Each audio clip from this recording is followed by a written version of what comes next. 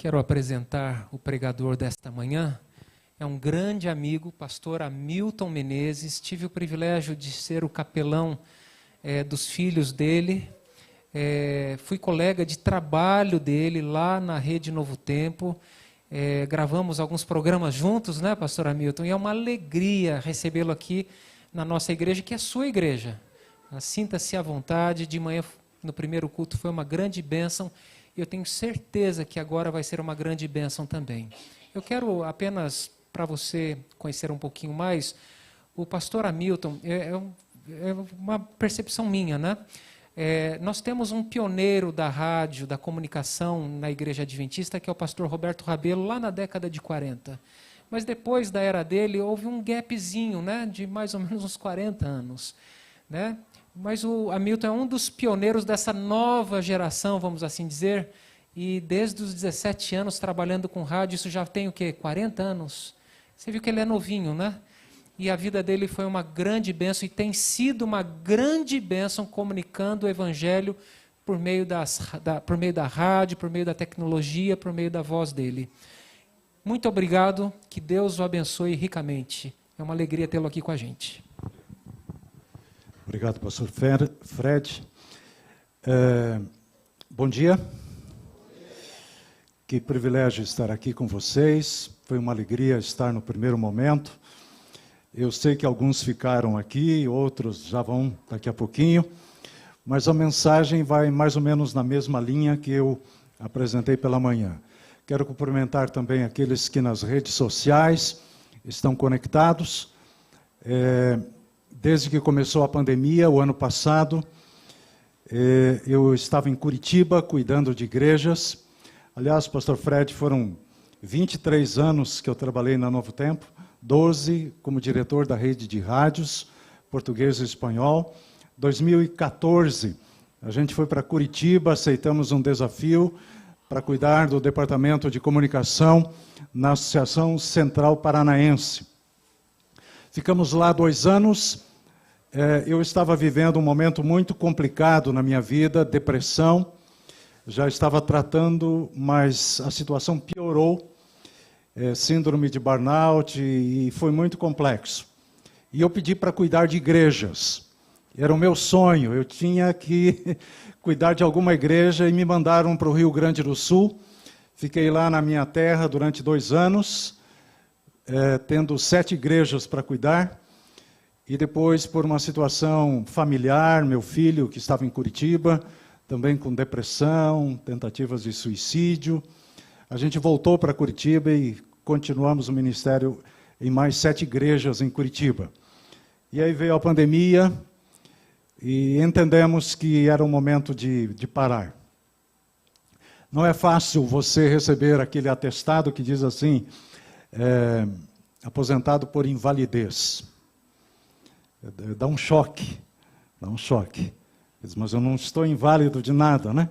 Mas a cabeça um pouco doente, cansada. Eu sempre, tudo que me empenhei, eu coloquei o máximo. Eu achava que dormir era perder tempo. Tirar férias, então, eu levava trabalho para casa. E a gente semeia e a gente colhe. Né? E a colheita nem sempre é a melhor. E por isso,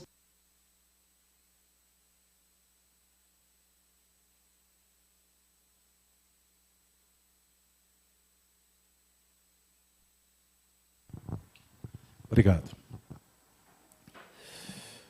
Por isso resolvemos voltar para Jacareí, onde temos a nossa casa. E chegamos no finalzinho do ano passado. Essa é a 2ª igreja que eu prego durante todo esse tempo. Porque eu tenho um estúdio em casa, isso há 40 anos me acompanha. Eu fiz 57 esses dias. E lá eu gravo o tempo de refletir, oro por você, encontro com as profecias, falando ao coração. São 15 programas diferentes que a gente produz ao longo dos anos. A senhora recebe também? Ótimo. Nós começamos a compartilhar pelo WhatsApp em 2015, quando ainda era novidade compartilhar áudios, e nós chegamos a mensurar na época no final do dia a gente chegava, pelos compartilhamentos, pela bola de neve, a gente chegava a 6 milhões de pessoas por dia. Hoje nós mandamos de casa para mais de 30 mil pessoas. E estas vão compartilhando e vira uma bola de neve também, não é pequena. E começamos as lives em Curitiba e continuamos aqui. Eu tenho as lives sempre no horário de 10h30 da manhã no sábado, horário do culto, e quartas e domingos, 7 da noite. Por isso não tenho aceitado muito os convites para pregar nas igrejas. Até me sinto, às vezes, um tanto fora do lugar, né? Porque a gente acaba desacostumando, mas tem sido uma bênção. Temos reunido pessoas no auge ali, em torno de 3 mil membros virtuais. Eu sou pastor virtual agora e tenho membros virtuais com problemas reais. Então é um desafio assim imenso. Temos em média aí de 400 a 600 conexões em cada transmissão. Se colocarmos 2 pessoas em cada conexão, a gente chega entre 800, 1.000, 1.200 pessoas. Então é uma igreja grande e eu me sinto responsável por eles também. Mas quero convidá-los a abrir a palavra. Vamos abrir no Apocalipse, capítulo 21. Apocalipse, capítulo 21. Você já leu sua Bíblia hoje? Já? Eu tinha um spot na rádio que dizia isso aí. Ainda não? Não perca mais tempo. Leia a Bíblia e seja feliz. Todos encontraram? Você de casa aí encontrou também? Vamos orar? Vamos pedir a orientação de Deus? Senhor Deus, a Tua palavra está fora da Bíblia, curiosidades. 7 coisas sobre isso, 7 coisas sobre aquilo, né? Os 7 países maiores, os 7 maiores oceanos, os idiomas mais falados, as 7 cartas do Apocalipse, as 7 trombetas. E a gente fez, eu estou chegando a 777 listas, né? E sempre eu fico atento, tudo que é lista que aparece. Uma lista que muda com frequência é a lista dos milionários, os maiores milionários do mundo, né? Fica ali o da Amazon, fica outro aqui, pula um. 2 semanas atrás, aí o do Facebook perdeu, numa meia hora, assim, uns 6 bilhões de dólares, né? Uns trocados, né? Então tem listas para todo tipo e para todo gosto. Eu perguntei aqui no primeiro culto se vocês sabiam quem são os 7 mais ricos aqui de São José dos Campos. Não sabem? Quem são os 7 mais ricos da igreja? Não sabem? Disseram que era do segundo culto. Não é verdade? É uma blasfêmia. É do primeiro. Tá bom. Mas veja essa lista aqui, de Apocalipse capítulo 21. Pessoas que não irão para o céu, que não irão para a casa do Pai. Pessoas que se perderão. A Bíblia tem essa lista? Tem. Veja lá, 21, verso 8. Quanto, porém, aos covardes, aos incrédulos, aos abomináveis, aos assassinos, aos impuros, aos feiticeiros, aos idólatras e a todos os mentirosos, a parte que lhes cabe será no lago que arde com fogo e enxofre, a saber, a segunda morte. Lista pesada, né?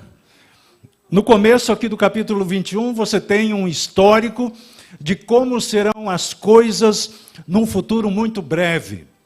Nós sabemos que Jesus vai voltar, e Ele vem logo.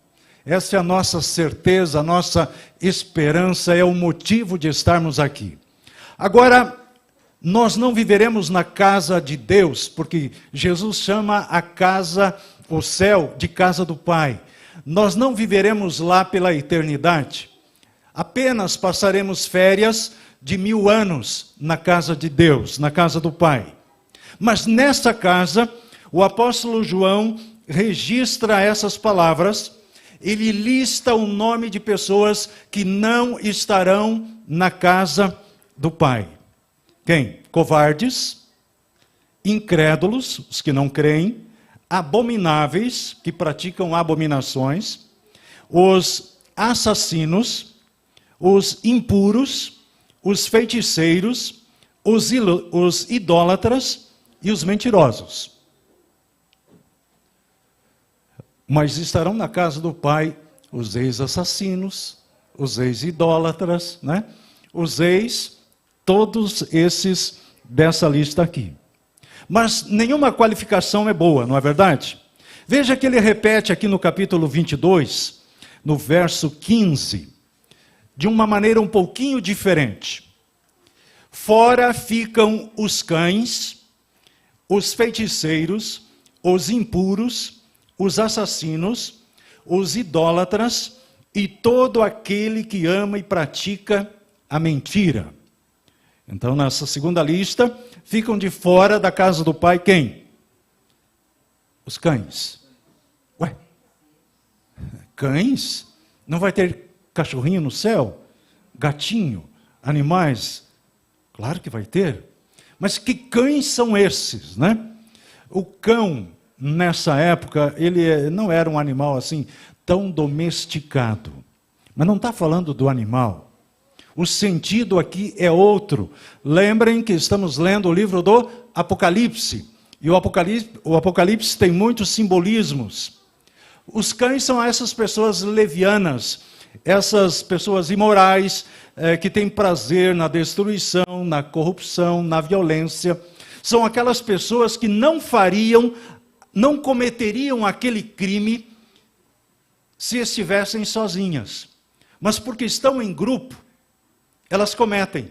Por exemplo, um torcedor, não vou mencionar nenhum time aqui de São Paulo, para não ficar numa situação complicada, mas que faz parte de um time, ele não sozinho, ele não ataca um outro grupo, rival. Mas se estiver em grupo com outros, são como os cães.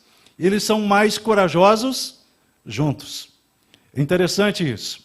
Então, esse tipo de gente que gosta da violência, que tem prazer na destruição, na corrupção. Que mais? Feiticeiros. Os cães até eu diria que poderiam ser os abomináveis da outra lista aqui. Os impuros, assassinos, idólatras e todo aquele que ama e pratica a mentira. Espero que você não esteja nessa lista aí. Mateus capítulo 7 tem outra lista. Agora é uma lista que Jesus apresenta, capítulo 7, Evangelho de Mateus. Vamos ler a partir do verso 21. São pessoas que ficarão também fora do céu, mas que têm procedimentos diferentes dos outros que apresentamos aqui do Apocalipse. Veja, nem todo que me diz, Senhor, Senhor, entrará no reino dos céus, mas aquele que faz a vontade de meu Pai que está nos céus. 22. Muitos naquele dia hão de dizer-me, Senhor, Senhor, porventura não temos nós profetizado em teu nome? E em teu nome não expelimos demônios? E em teu nome não fizemos muitos milagres? Então lhes direi explicitamente, nunca vos conheci. Apartai-vos de mim os que praticais a... Praticais o quê? Iniquidade. Como assim? Você já parou para pensar nessa lista que Jesus apresenta aqui em um de seus sermões? Ele diz assim, naquele dia, muitos vão querer entrar na festa. E vão reclamar e vão dizer, mas Senhor, como assim? Como que eu não posso entrar? Como que eu não posso ter a vida eterna? E Jesus diz, olha, eu vou dizer na cara deles, explicitamente, não conheço vocês. Se afastem de mim, vocês que praticam iniquidade. Mas como assim, iniquidade? Por exemplo, profetizar em nome de Jesus, é coisa boa ou coisa ruim? Boa. É iniquidade? Não, não é iniquidade. Fazer milagres em nome de Jesus é coisa boa ou coisa ruim? Coisa boa. Coisa boa. Não é praticar iniquidade. Expulsar demônios é coisa boa ou coisa ruim? Coisa boa. Também não é iniquidade. Não é iniquidade. O que mais que ele fala aqui? Pregar na igreja é coisa boa ou coisa ruim? Boa. Cantar na igreja, coisa boa ou ruim? Boa. Né? Participar dos projetos da ADRA, se envolver no mutirão de Natal, é coisa boa ou coisa ruim? Boa. Boa. Doar todos os seus bens aos pobres, é coisa boa ou coisa ruim? Boa. Se permitir ser martirizado por conta do evangelho, é coisa boa ou ruim? Boa. Mas sabiam que pessoas que praticam coisas boas ficarão fora do céu? Ih, pastor, está complicando esse negócio aí. Eu achava que a salvação era coisa simples, fácil.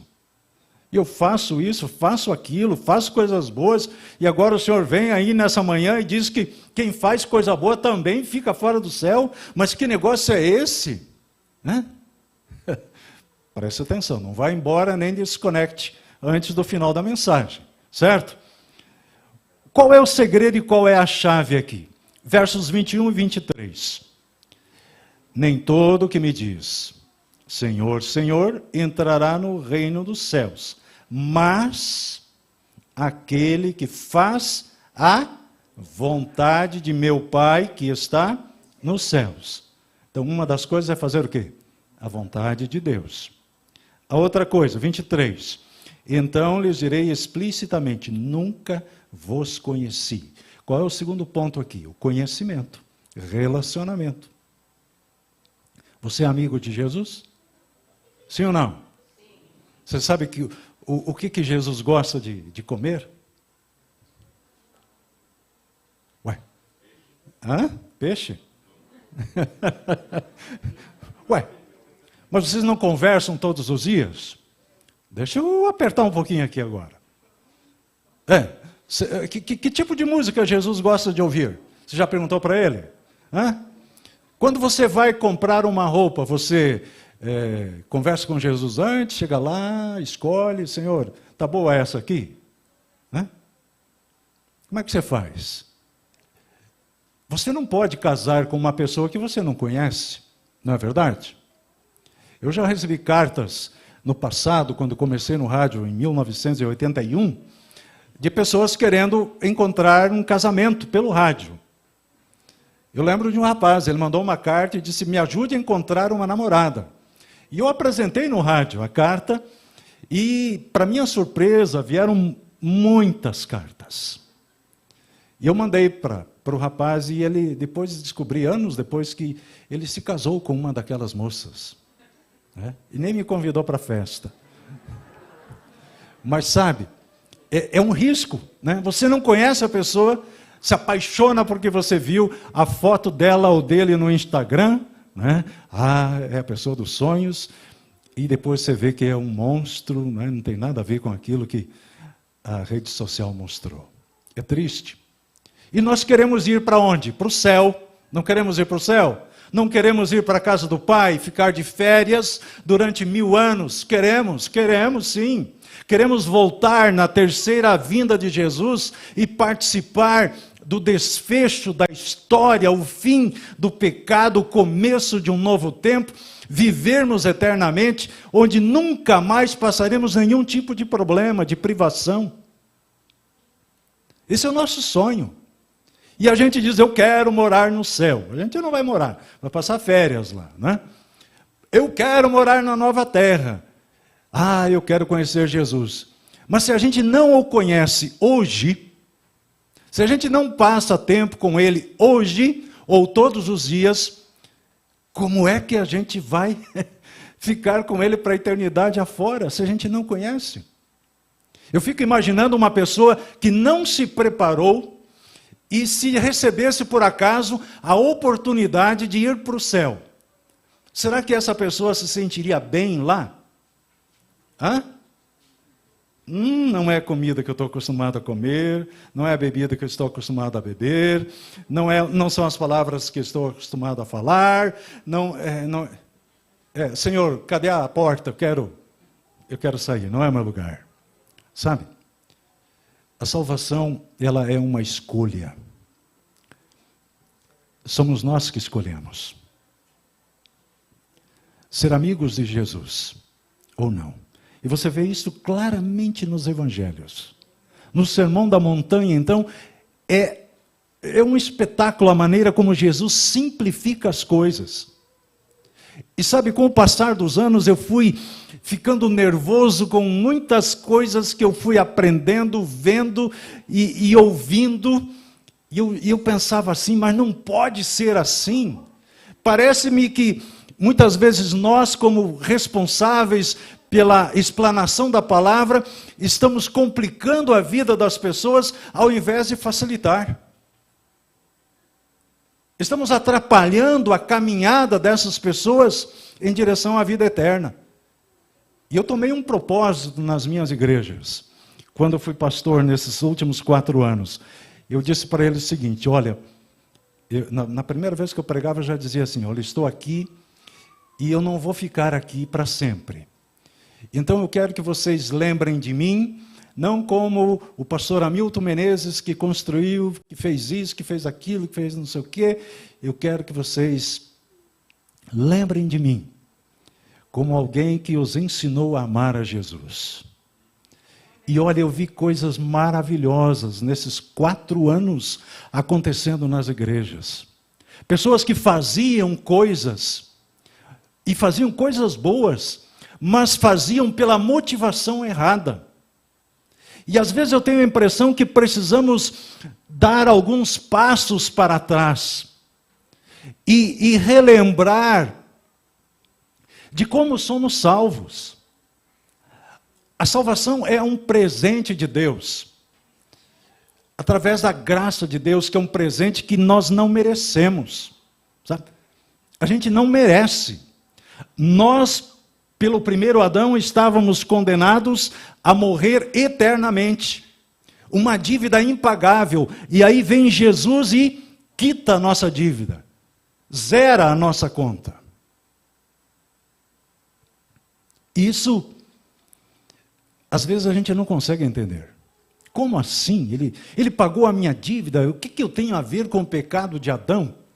Mas você não é pecador? Todos nós nascemos em pecado, todos nós carecemos da glória de Deus. Um dia, um senhorzinho me procurou, estava muito desanimado, e ele disse, pastor, eu não quero mais viver.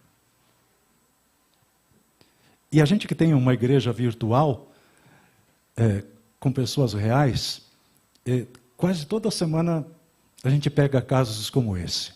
Pessoas perdidas dentro da igreja. Essa semana, ontem, um jovem me escreveu, pastor, eu estou desesperado. Eu tenho caído em pecado todos os dias. Eu não sei o que fazer. O mundo está acabando, está terminando, e eu estou perdido. Deus não me ama. E eu separei a mensagem para responder depois, e quando eu voltei para responder, ele tinha deletado a mensagem. E ele escreveu assim, perdão, pastor, eu estou envergonhado do que eu escrevi, não tem mais solução para mim. Aí eu pensei, não, eu tenho que responder agora. E eu disse, amigo, eu li o que você apagou. Eu li. Que drama, que luta. E qual é a nossa sensação? A sensação de quando nós caímos em pecado, quando nós erramos, é de que Deus não nos ama mais. Não é assim? Ah, Deus virou a cara para mim agora. Deus não gosta mais de mim, porque eu caí novamente naquele pecado. Eu fiz coisa errada, eu fiz bobagem, agora Deus não me quer mais. E aí quando eu repito aquele ato, aquele pecado, eu vou colocando um sentimento de culpa sobre minha vida, que chega ao ponto de, não tem mais salvação. fechou a porta da graça. Não. O amor de Deus não diminui. Não diminui. Por mais longe que você tenha ido, por mais grave que tenha sido o seu pecado, o amor de Deus não diminui. Não diminui. Onde abundou o pecado, o que diz a Bíblia? Sobrou graça, superabundou, né? Sobrou graça, tem graça de sobra. E dói quando eu vejo pessoas vivendo um cristianismo doente, muitas vezes dentro da igreja, porque não conseguem se perdoar. Deus perdoou, Deus pagou o preço do pecado dele, mas ele não consegue se perdoar. E meu pai é um exemplo disso. Eu orei por meu pai durante 40 anos. Batizei meu pai em 2010. Mas ele não consegue se perdoar. Ele não consegue. E é duro isso. Dói. Porque não é um membro de igreja, não é um membro virtual, não é uma pessoa estranha, é o meu pai. É o meu pai. E ele não consegue se perdoar. Um dia um irmão me procurou e disse: pastor, eu tô perdido, eu vou tirar a minha vida. Eu disse: por quê, irmão? A vida é tão bonita. Por que tirar a vida? E as pessoas, elas ficam assim, surpresas, quando descobrem que eu tenho depressão, que eu já também pensei em tirar a vida e tal. Né? Depressão não tem nada a ver com falta de Deus. Nada disso. É uma doença como qualquer outra, que precisa ser tratada. E ele disse: eu não quero viver. Eu disse: mas por quê? Pastor, eu estou devendo até os fios de cabelo. Eu tenho uma dívida tão grande, que não tem como pagar. E ele foi conversando e eu perguntei: me desculpe, irmão, mas quanto que você está devendo?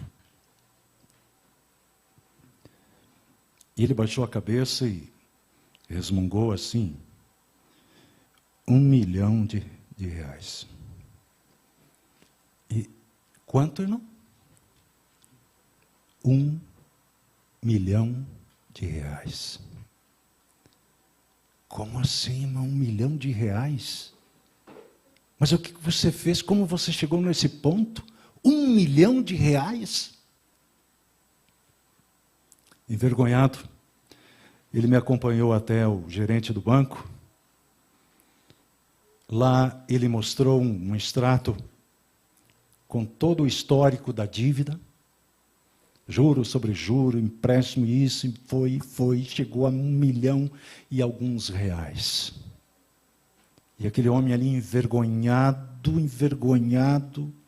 ele não levantava os olhos. O gerente apenas fazia a parte dele. E eu perguntei para aquele irmãozinho: você tem Pix?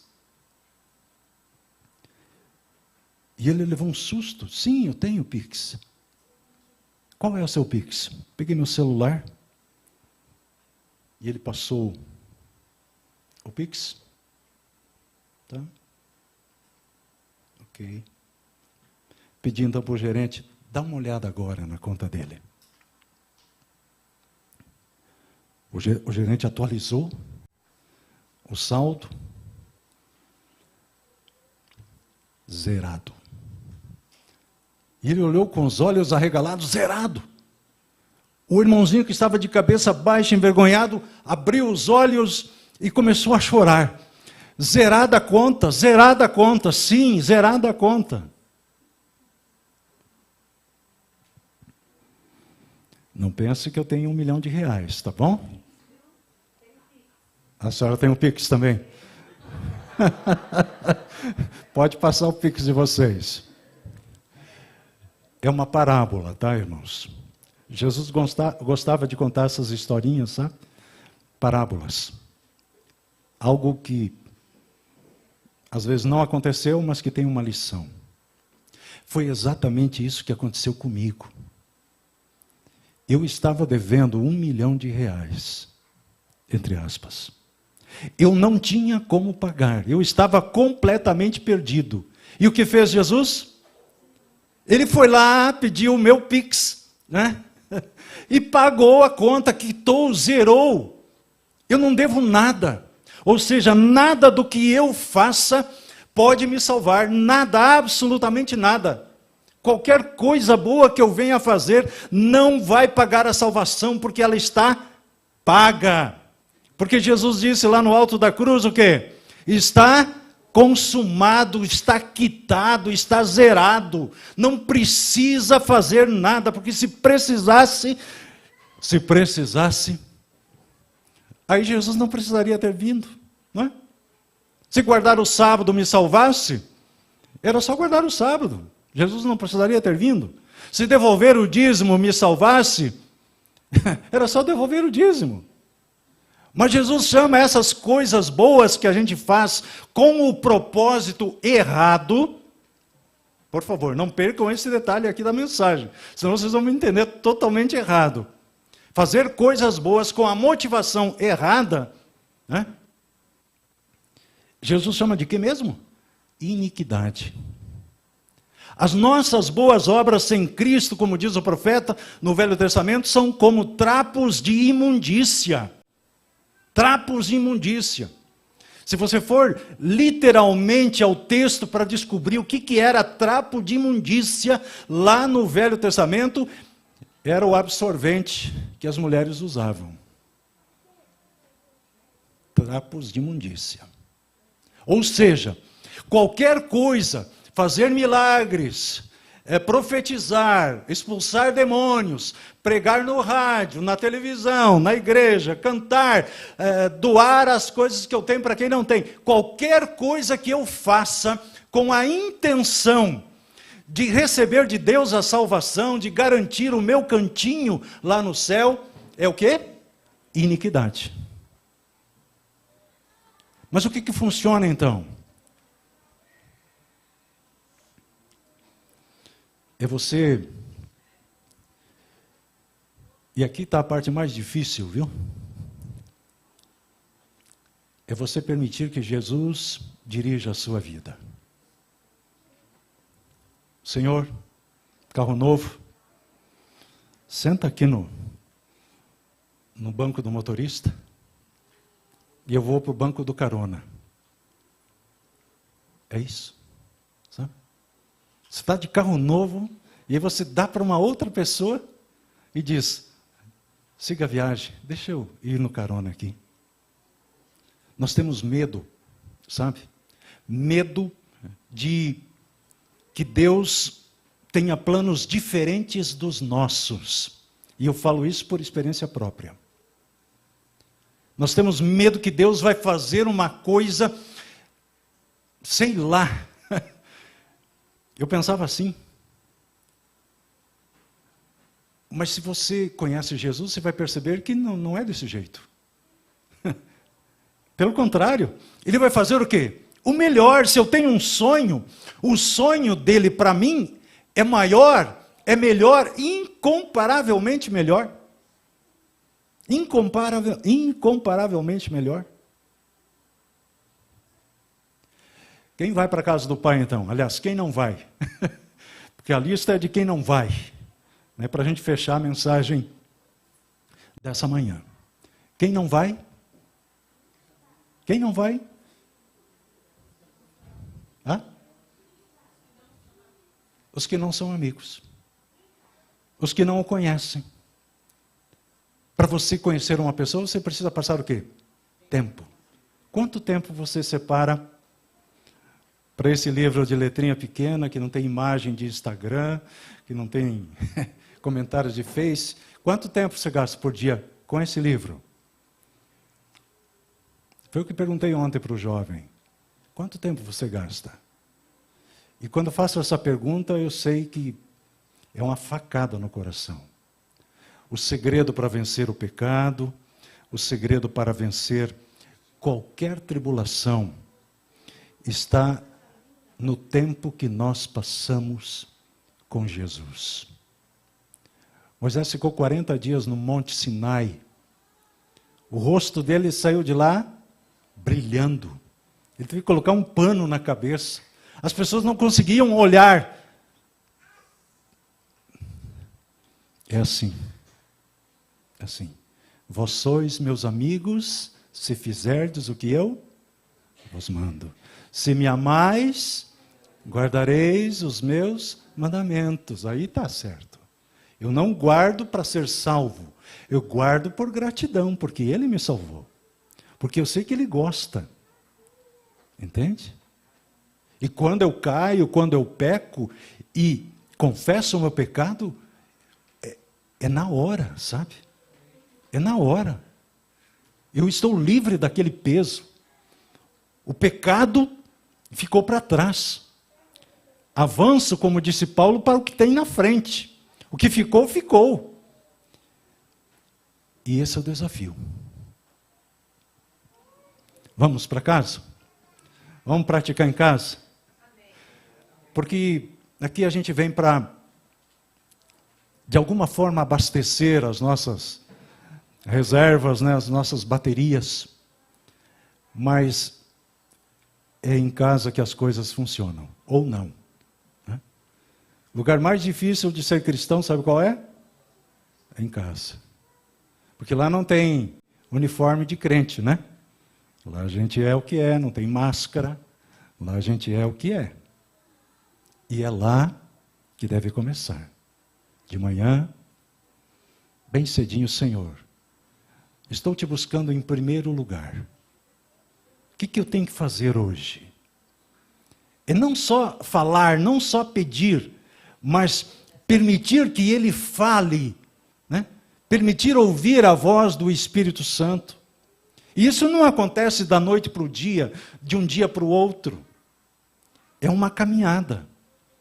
É uma caminhada. É relacionamento.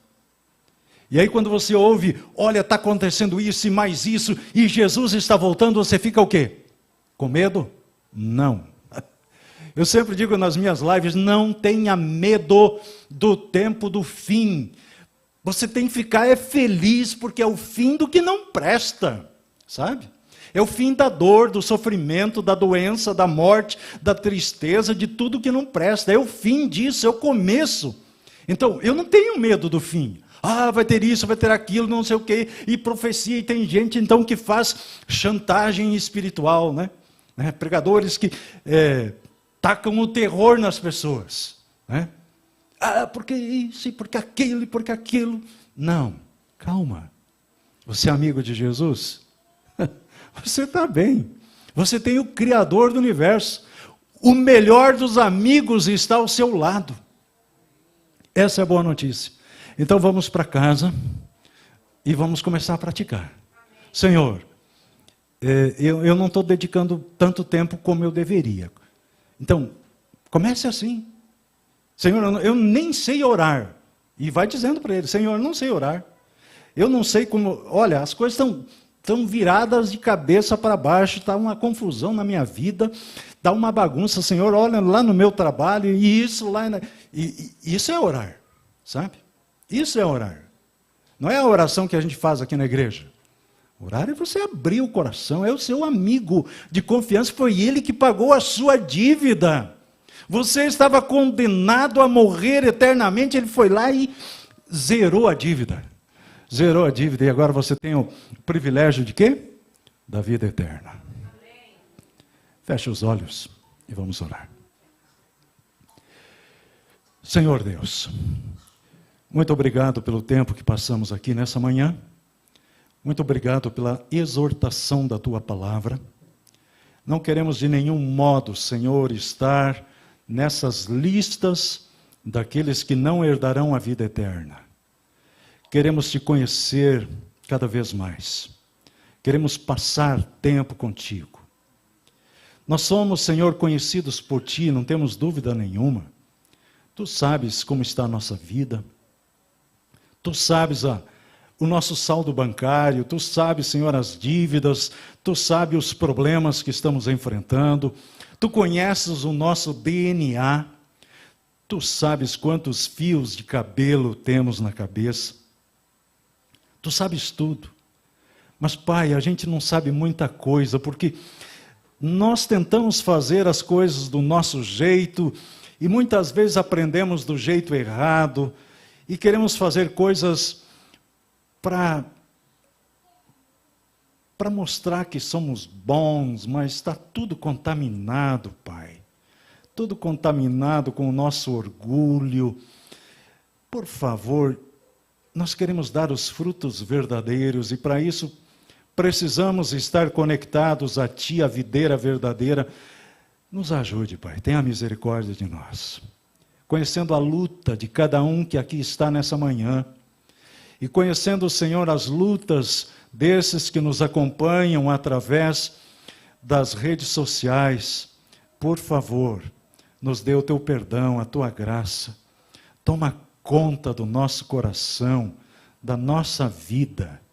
Por favor, em nome de Jesus. Amém. Amém.